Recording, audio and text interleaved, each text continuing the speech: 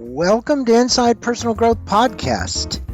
Deep dive with us as we unlock the secrets to personal development, empowering you to thrive.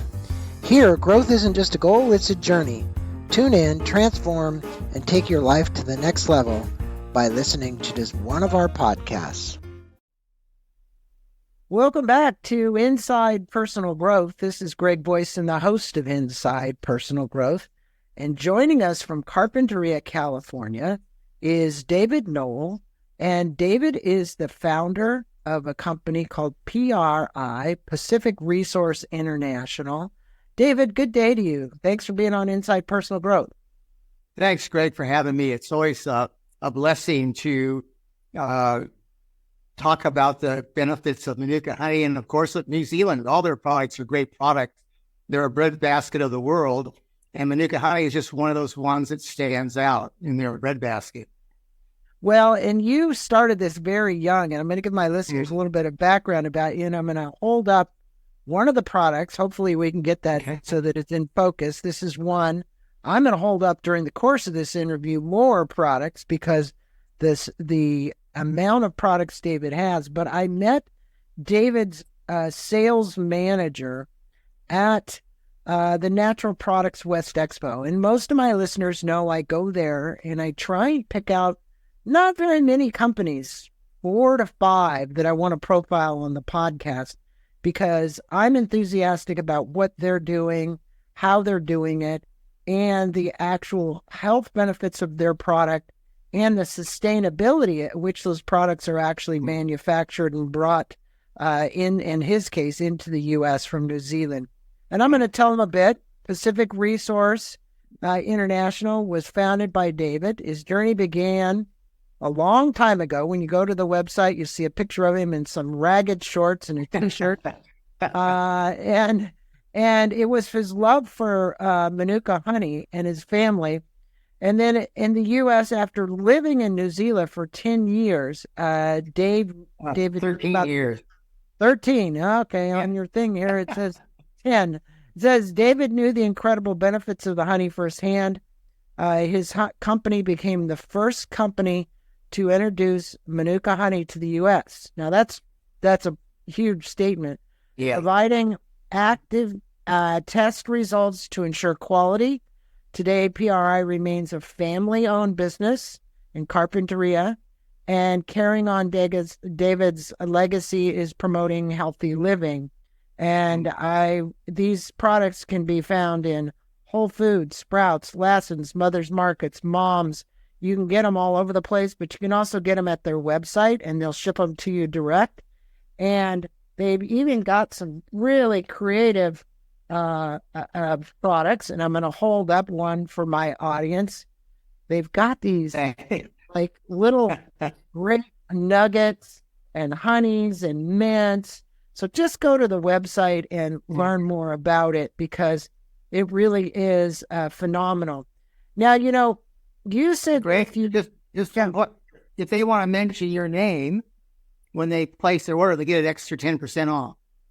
Okay, we'll do that. So if you mention Inside Personal Growth, we'll have a link, and you can mention Greg Boyson. They'll give you 10% off of this. So that was nice of you to do. So can you share the story that inspired you to start Pacific Resource? I lived in New Zealand for 13 years, mainly because I was a surf bum when I first arrived. And there were just beaches after beaches after beaches with nobody on them. And some of the surf was very incredible. Probably one of our best days when we were out just surfing our brains out. A bunch of cows came down on a hot day and just sat in the water to cool off.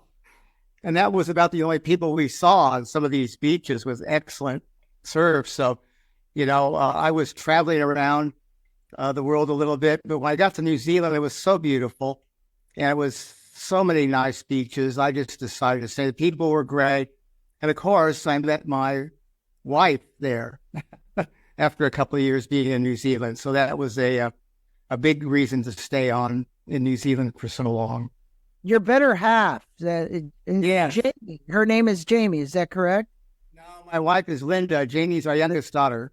Okay. Well, Jamie was the one who sent out the product. So, Yeah. you faced all kinds of challenges when introducing Manuka honey, and Yeah. again, it's now gotten to a point where it's carried in Costco. People see it there, but they don't know much about it. And I've noticed as I kind of walk through, because most of my listeners, I would assume a lot of them go to Costco, you don't see it jumping off the shelf, right? So Yeah. I know you are a purist when it comes to this, um, and it was relatively an unknown product in the U.S. How did you help to bring up the visibility of this product and make it what it is today? Because you still are one of the frontier leaders in this. Yeah. It was a hard go, and in some cases it's still an uphill battle because we're after probably 20 years now talking about Manuka honey. It's taken off in a lot of places around the world much easier than in the U.S. And of course, we got called all kinds of names in the beginning and making the claims that Dr. Peter Mullen found in New Zealand for its effectiveness against digestive issues and wound treatment. And so it was just, you had to start at the ground level and just start talking about it, going around doing seminars, getting retailers together to educate them. Prior to Manuka honey, we were doing all kinds of different types of New Zealand honeys. And the Manuka honey actually was given to us for free originally, considered to be a baker's honey. And so they had so much of it. It was a dark color, not as sweet as your clovers and some of the other honeys that are out there. And so it was never very popular Manuka until Dr. Peter Mullen started to discover some of its unique properties.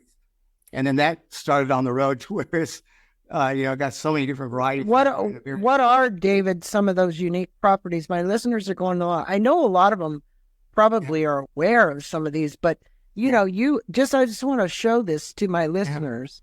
Okay. And there's a reason why. You see the little emblem that says MGO 300 plus? Yes. MGO 50 plus, so MGO 500 plus.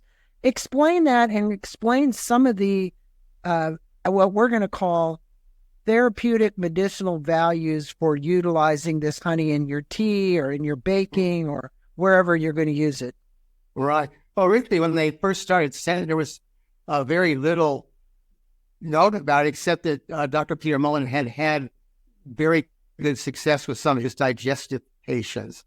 So he dived in and started looking at componentry of Manuka honey and found out the unique Manuka factor, which he didn't know a name for yet, which is methylglyoxal, which is MGO. And just recently, in the last 2 or 3 years now, the MPI government division in the New Zealand made MGO the standard for activity in Manuka honey. Now, there's a lot of people out there, and this is where the skullduggery comes in.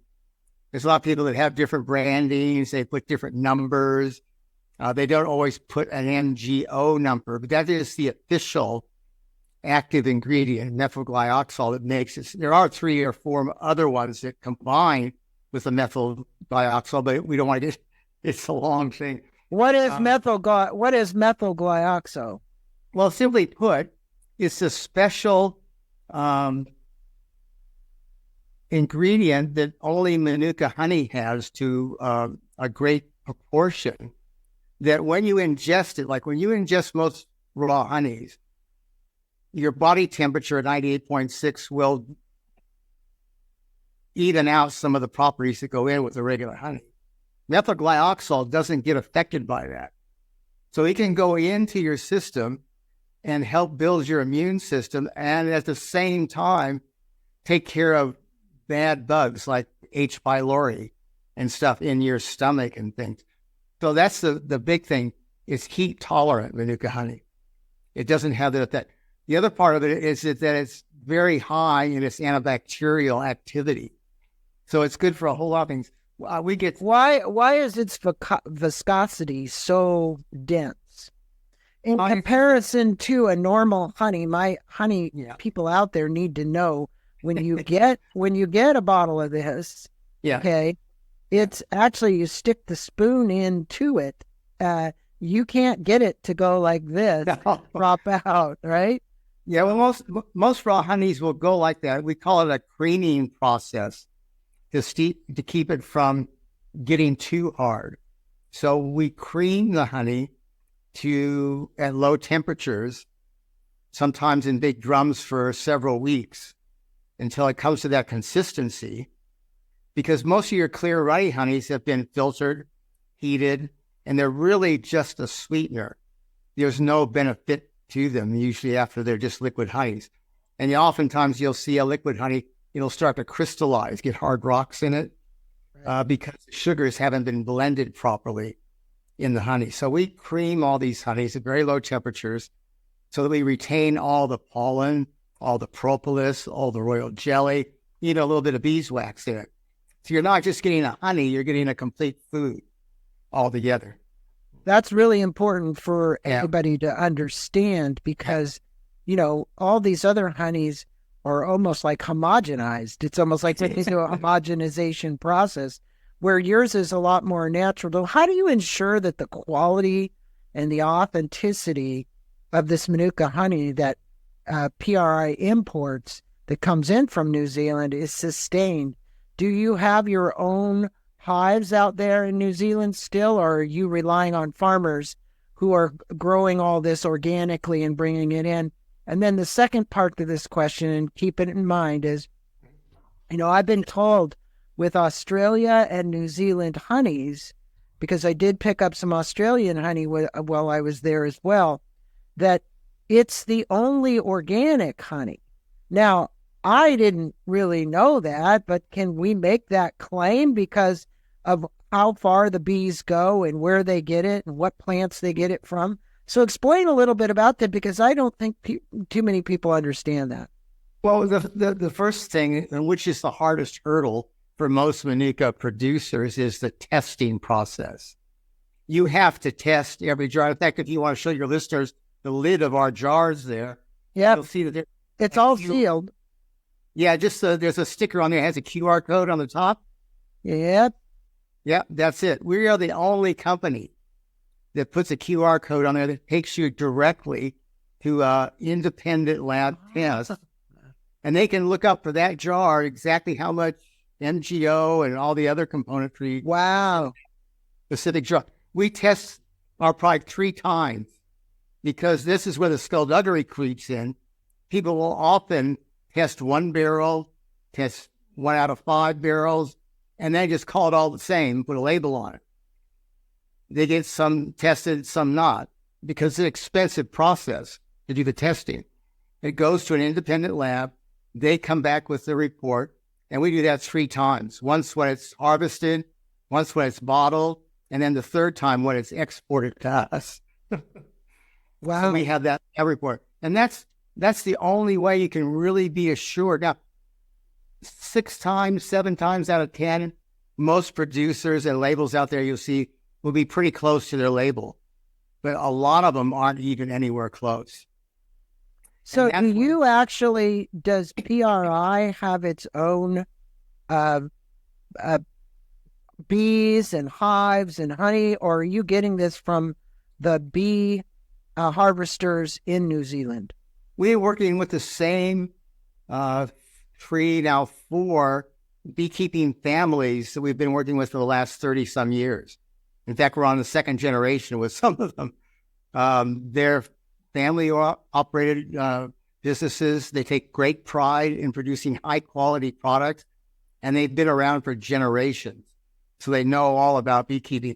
We shy away from some of the industrial side of the Manuka production just because the temptation is there to blend and to mix.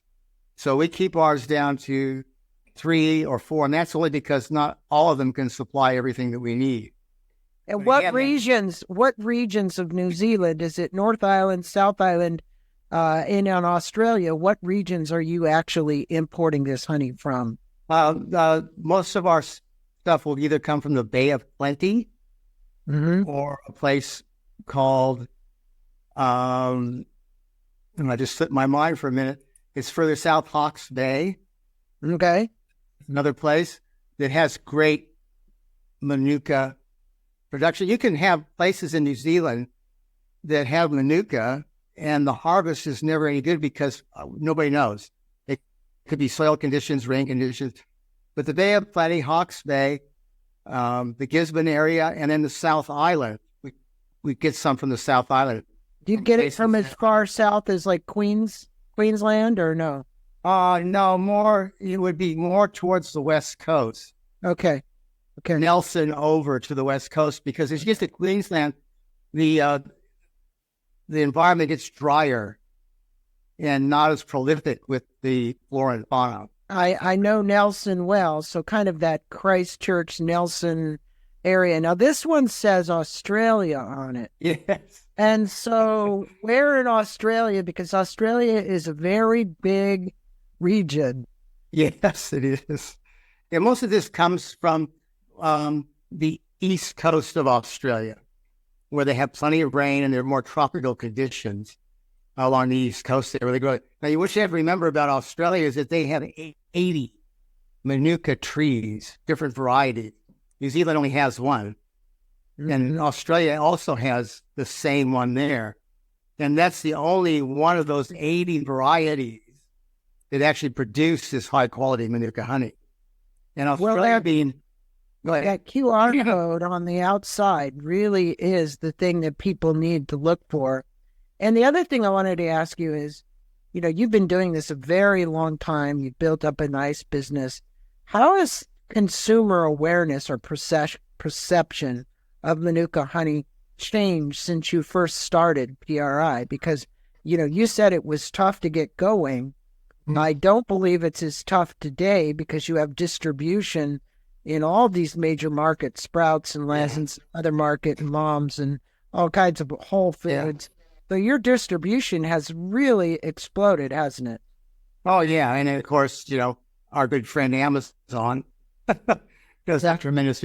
But the consumer has come miles from when they first saw it. Most people didn't know what it was, but the benefit of Manuka honey is that it sells itself. When people use it and it's a good quality, it actually fixes the conditions that they're trying to address.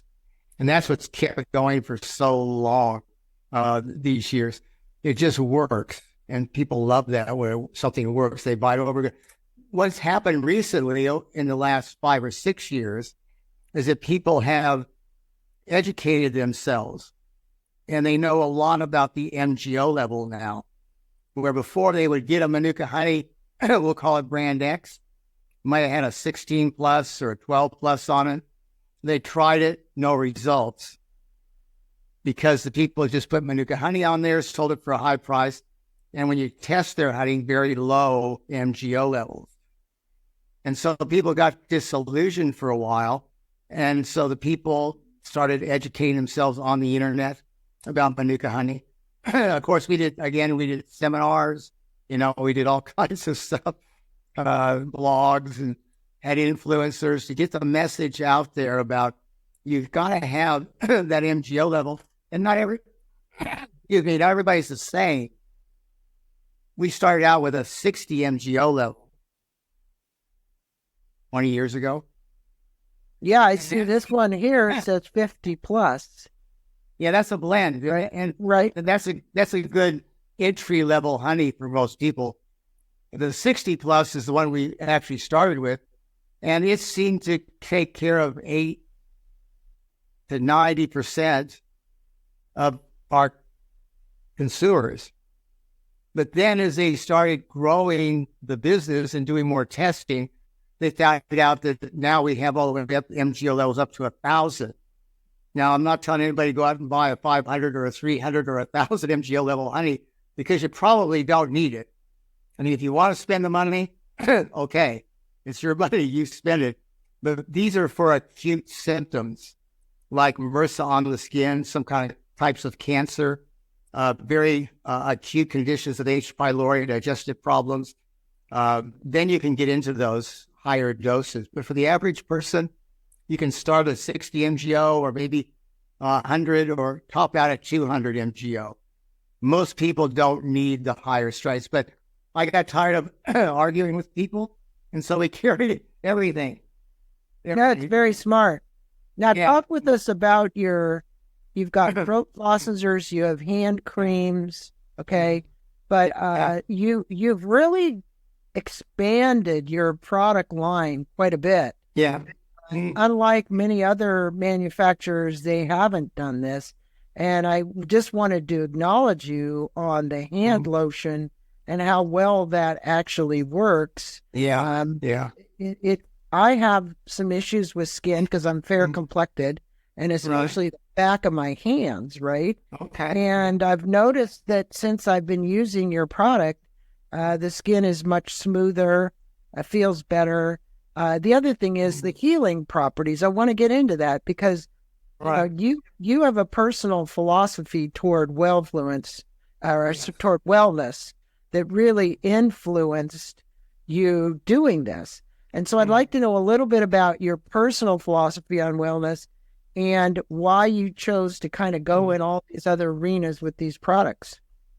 Well, I come from a very hard upbringing. I had 13 allergies when I was born. I had I had asthma, all kinds of things. And my dad turned to health food products at a very early age to try to save me from antibiotics and all the other drugs that they were trying to pour down me at probably in the 5 to 10 year age group. You know, I was on the road to get thick glasses, hearing aids because of the antibiotics they were feeding me all the time. My dad decided there's got to be a better way. And so he started doing research, started giving me raw milk, vitamin C, 100% whole wheat bread. So we got into health stuff very early age.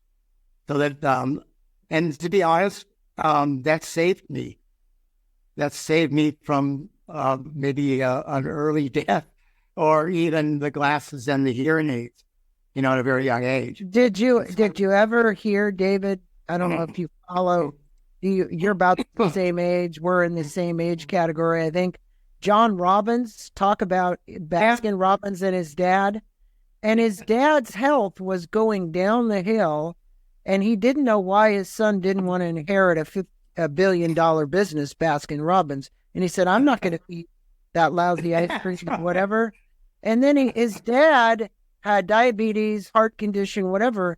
His dad then went on the diet and the lifestyle that John was living, and he got 20 more years. He went off all his diabetes medication. He went off all his heart medication, all from lifestyle change. I just thought it was a great story. Very similar to what you've done with yourself.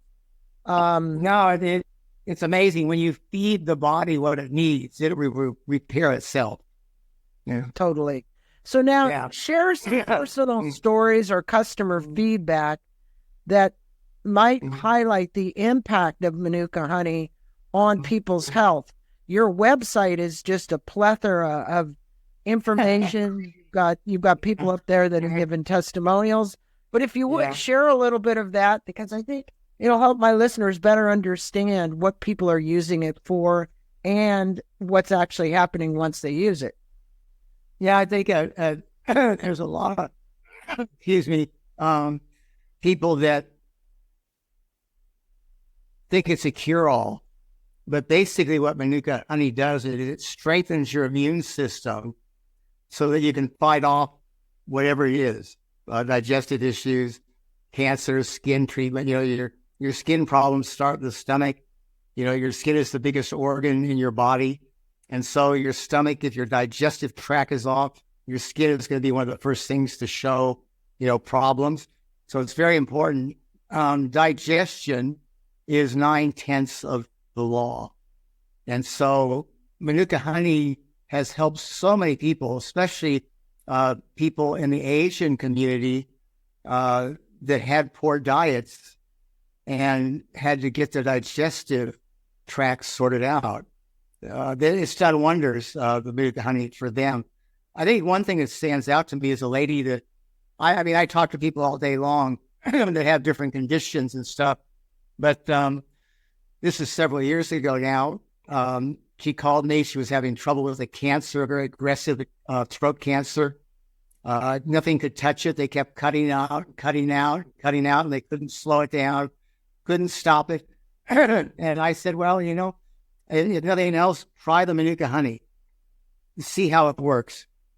She showed up at my warehouse maybe 3 years ago now, just in tears, crying and giving me thanks for turning her on to Manuka honey because it had saved her life. Wow. Medical people had no idea how to stop this. Now, she still battles with it, but she has slowed it way down to where it's manageable now. But, and that was all with Manuka honey that did that. Now, you can get those testimonials all day long. And the problem, again, is that Manuka helps your body fight off things. It doesn't cure cancer, but it gives your body the ability to help with digestive issues, sinus issues, all kinds of. That's why we make so many different products. Well, it makes the cells in the body much healthier. Yes. The mitochondria, all the various things inside the body. Now, you and your organization are aligned with Save the Bees. And I think my listeners are going to want to know about Save the Bees. On your website, people go there, they can click on this about the research, the habitat restoration, beekeeping, the amount of money that's being raised, and the Save the Bees supporters. Tell them a little bit about the Save the Bee American Honey and the what this is all about, because PRI is right up there with Mary's Crackers and Grizzlies and Nature and Wild Friends and all Three Sisters and all the partners in this. How'd you guys come about getting this going? Well, everybody probably knows, but we can't live without bees. They pollinate. We wouldn't have fruit, we wouldn't have wheat, we wouldn't have all kinds of things. We didn't have bees. And there were certain areas in the world, because of various sprays that they use or the deforestation of certain areas, the bees didn't have the flora and fauna to stay healthy. You got to remember, a bee is just like us. If we have to eat at McDonald's every day, we're not going to be very healthy. Right. And so the bee needs a variety of very diverse flowers and plants to take their bee pollen, their bee nectar from to be healthy. And so as we saw different areas, and the U.S. went through a big one about 8 years ago, we were losing bees. They were dropping dead everywhere. Yeah. Nobody could figure out what it was. And most of it was they just didn't have enough good food to eat. And so to Save the Bees does just that. It not only supports, it's an international thing. So we try to pour, we don't have much control over it. We pour in so much from every jar that comes in so they can replant certain areas, that they can teach beekeepers on how to keep their bees healthy. Because a lot of beekeepers over the winter months will feed them sugar water and not save up enough honey to keep them fed over the winter, and that weakens the bees. It also goes into what was a catastrophe in many areas for a while, the Varroa mite. Right. That was attacking bees, and literally a lot of beekeepers had to burn their hives to get rid of the infestation because the bees were too weak to fight off the mite, and they were just spreading like wildfire. So it's all those things combined to save the bees, because without the bees, we can't live. If they disappeared tomorrow, our food sources would dry right up. We'd all be eating beef jerky or something like that. Well, thank God there's people like you out there that are doing what you're doing. And my listeners, you can go to his website and link directly to the Save the Bees if you want to support it. And the good work they're doing. And the other thing is, where do you kind of see, the future on the horizon for, as you maybe do a succession plan within your business and your business carrying on with other family members? And where is this all going in terms of, you think the medical conditions, the how studies are being done around Manuka honey and the dietary uses, because I think some, studies that have been done that I've read are pretty compelling for the use of Yes. this. Yeah. Yeah. No, it's been a big, in probably the last 4 years, there's been a dramatic shift in the medical community regarding Manuka honey. I have doctors now that are prescribing Manuka honey for their patients, which was unheard of before. We did trials in the Mayo Clinic years ago with bed sores and things like that, and they worked. And even the Mayo Clinic was very suspect, because it hadn't had anything. But more and more doctors, as they get educated in the Manuka realm, there's no for diabetic ulcers on the skin. You cannot heal them. There is nothing in medicine or on the face of this earth that can stop them from getting bigger and worse. You can wrap them, you can clean them. You got to do it several times a day sometimes. And they just keep growing because the diabetics don't have enough blood flow to heal up the wound. So they put Manuka honey on these diabetic ulcers, and in 7 days, they're half the size. Wow. And in 14 days, they're almost gone. Now, what the honey does is it pushes water away from the wound and enables no bacteria to stop the healing process. Because virtually what happens is you don't have enough blood supply to keep the bacteria at bay. So they just keep the wound open and virtually eat you alive. But with the honey, you put that on, it just starts closing up until it's stopped. They don't have anything else that even comes close to that. Same with MRSA on the skin, very aggressive cancer on the skin. The Manuka honey gets applied and it stops it dead in its tracks. Wow. And because if you look at it under a microscope, as the water's being pushed away, the bacteria can't survive anymore. The cells of the body are actually feeding on the honey to replicate themselves and pull themselves together. It's pretty unique process. But, it's not unique in the fact that as far back as the Egyptian days, they didn't have a whole lot. If you got stabbed with a spear or shot with an arrow, your only hope was they would take a handful of honey and just put it in the wound. And that's what either saved you, and that's where a lot of this stuff came. The fact of Manuka will speed up the healing process probably by about 10 times because of its MGO levels. And while we were talking here, I went to the National Institute of Health. Clinical significance of Manuka and medical grade honey for antibiotic-resistant infections, as a review written by Victoria Nolan, James Harrison, and John E. Wright. If you want to do that, just Google it, and you're going to come up with a recent paper that was written in 2020 where this honey was studied, and it talks about all of the factors that we've just talked about a little bit. So, how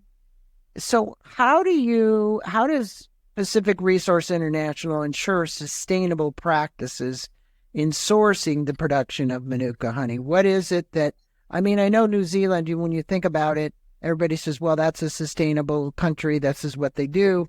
On the other hand, is there anything that your company is doing to ensure that these are all sustainable practices as we access this resource?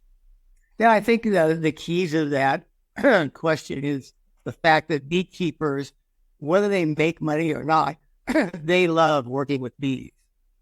Before Manuka came on the scene, these guys had beat up trucks, could barely make a living doing honey, but they did it because they loved it. Manuka made it affordable for them to actually raise a family and maybe buy a new car and a house. But these people love working with bees. And I don't know where that affiliation comes from.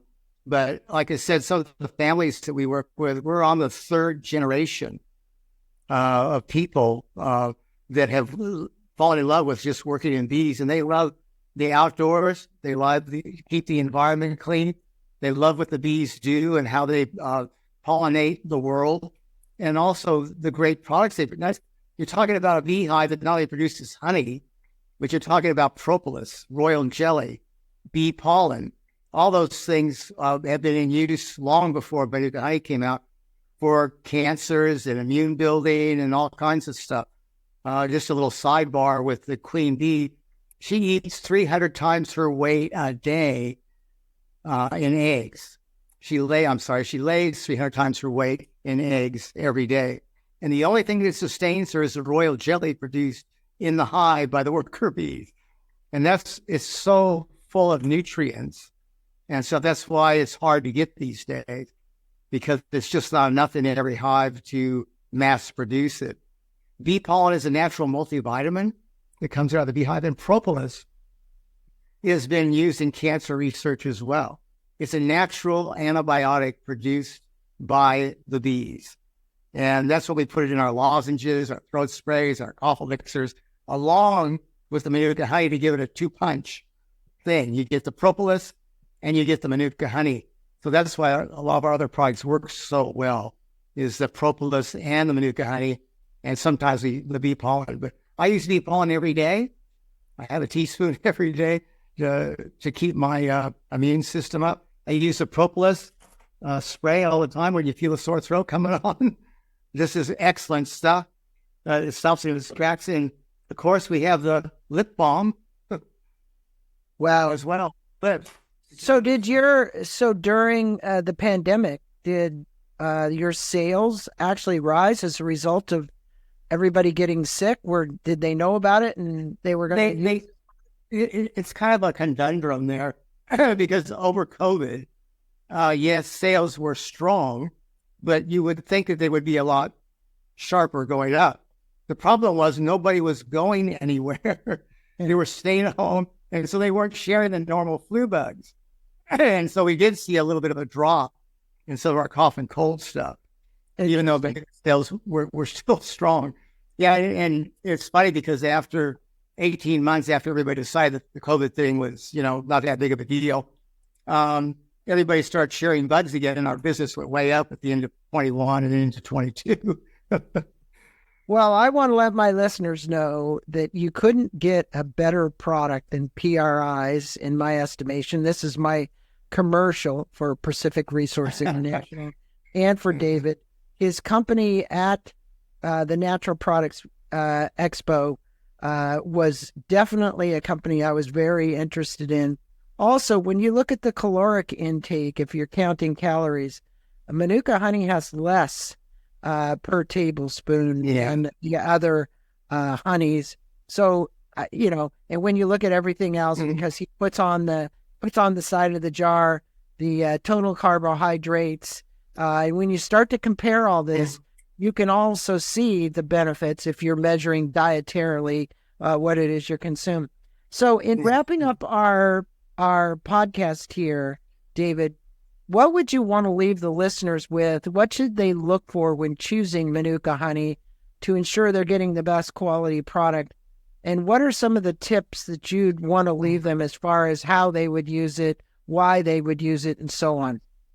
Yeah, I think the key component is looking at that MGO level.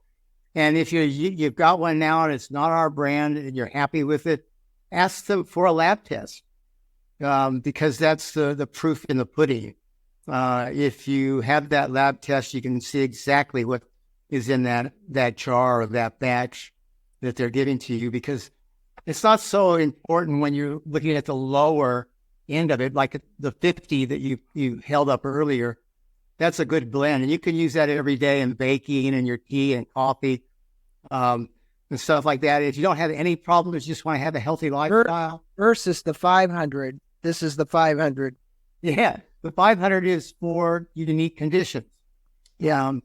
And you should not, if you got a specific problem, you should probably take 1 to 3 teaspoons a day, preferably on an empty stomach. A lot of people put it in their coffee or their tea. It's not good to put any raw honey in any hot beverage, because you lose some of the componentry of any raw honey when you put it into hot water. So if you're addressing a specific condition, you should do it best. My formula is 6 to 8 ounces of water first thing in the morning, cleanse your system out, then add a teaspoon of Manuka honey of your choice to go in and round it up, anything that's going on in the stomach.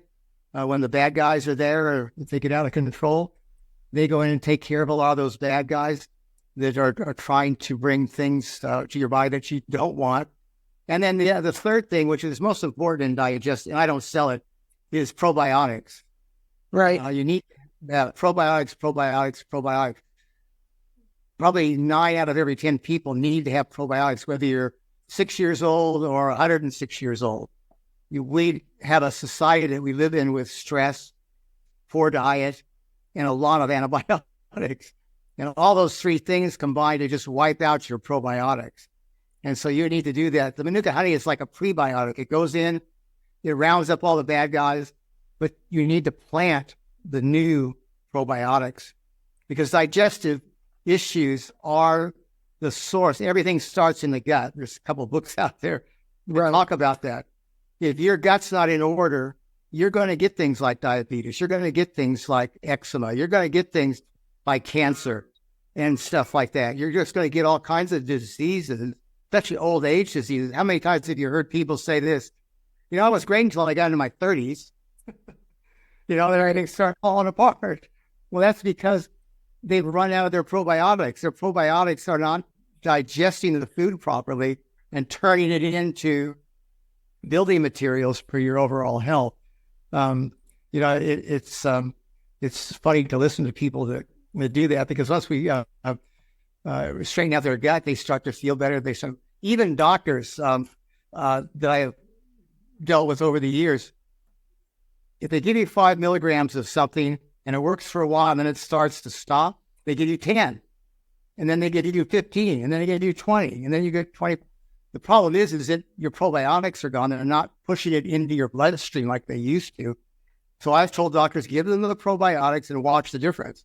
Bam, they can take them right back down to 5 milligrams because it's getting into their system faster. So digestion is 9/10 of the law for healthy living. And I don't know anybody these days that doesn't get enough probiotics. I take 50 billion once a day. If you've had antibiotics, you should take 50 billion 3 times a day. And the 50 billion doesn't scare anybody because you're supposed to have 50 billion probiotics per square inch, your esophagus, your stomach, and your intestines. And so you got miles of stuff to replant half the time. And that's what causes hiatal hernias, acid reflux, all those. I have a lot of people that take Manuka honey and say, well, acid reflux is gone. I said, well, what about the probiotics? Because it's good for me. The acid reflux will be muted by the Manuka honey, but it won't solve the problem. You have to replant your probiotics. Otherwise, and you're such an advocate for wellness and healthy living. And, yes, your products are certainly the additive that many people need, that they're probably not aware. And I hope my show reaches enough people and they take action. Where you're going to go to learn more about this is shop PRI. That's shop PRI.com. And he's got some bundles in there that you can get. He's got skincare, salt treatments, bundles, about us. There's a reward program as well. He's done just a wonderful job with the website, including a little person that pops up. I don't know who that is in the corner. And she talks to you about the benefits of this as well. So I think, can't you ask her a question as well if you have one? You can do that. You can ask it. Yes, it'll probably be the answers, but you can ask her the question. Yeah. Well, if you have any questions, as people know, you can go to the website and you can actually go to contact us, and it's there. And now he's going to give 10% off for any of my listeners today that want to go there and buy some of the Manuka honey and any other products. So I'm going to encourage my listeners, if you haven't tried this, please do. And as he said, he just gave some really cool tips. You don't have to dilute this in tea, although I have to say that's what I've been doing. You could just take a teaspoon of it with the water in the morning, I think that makes a lot more sense.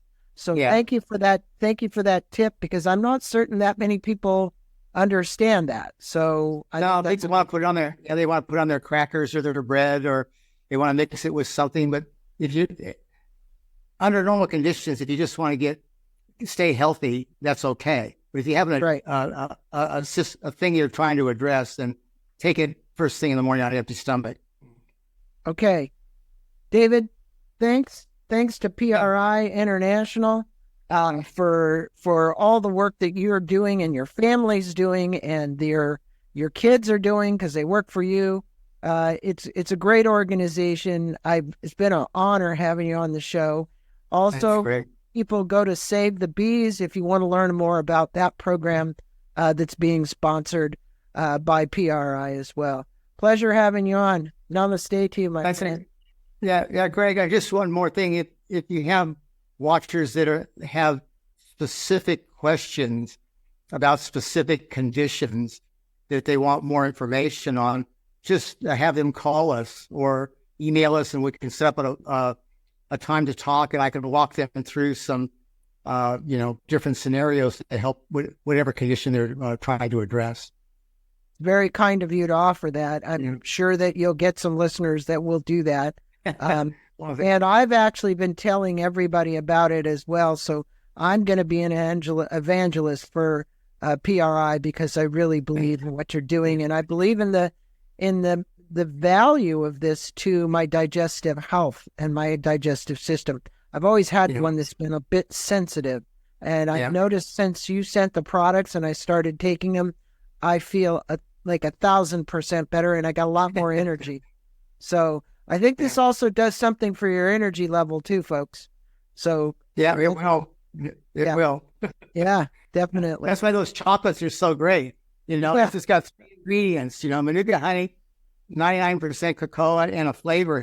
So it's healthy eating. We made it fun to get healthy. Yeah, and for my listeners, look, I'm gonna hold it up again. Whatever, these are like little nuggets. He's got all kinds of these salted caramels too. So, and you can see I've actually been in the bag. I've been in the bag. All right, David, thanks so much. Thanks, Greg. Appreciate it. Thank you so much. Thank you for listening to this podcast on Inside Personal Growth. We appreciate your support. And for more information about new podcasts, please go to InsidePersonalGrowth.com or any of your favorite channels to listen to our podcast. Thanks again, and have a wonderful day.